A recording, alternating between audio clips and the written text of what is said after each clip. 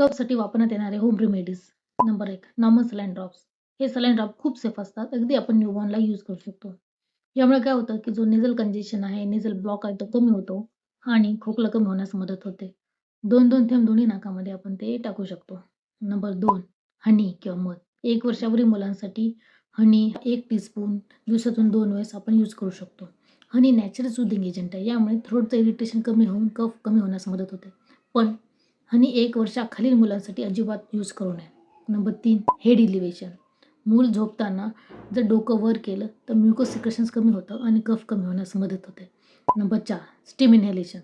3 वर्षावरील मुलांसाठी अडल्टच्या सुपरविजनमध्ये आपण स्टीम इन्हेलेशन देऊ शकतो. यामुळे नेझल पॅसेज मॉइस्ट राहण्यास मदत होते.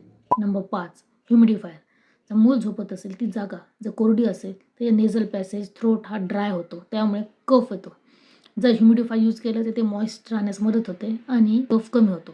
Number 6 warm fluids. जसं की कोमट पाणी किंवा सूप जर दिलं तर यामुळे थ्रोट मॉइस्ट राहण्यास मदत होते आणि कफ कमी होतो. जर मुलाला साधा खोकला असेल तर या होम रेमेडीज इफेक्टिव्ह आहेत. पण जर खोकला आहे आणि त्यासोबत हाय ग्रेड फीवर आहे, कंटिन्यूस व्हॉमिटिंग आहे, मुलाला श्वास घेण्यास काही त्रास होत आहे, मूल सुस्त आहे, लिथार्जिक आहे, तर अशा केसमध्ये या होम रेमेडीज इफेक्टिव्ह नसतात. तर अशा केसमध्ये तुम्हाला इमिजिएटली डॉक्टरांना दाखवायचं आहे. कारण home remedies just support recovery. They don't replace medical care. Thank you.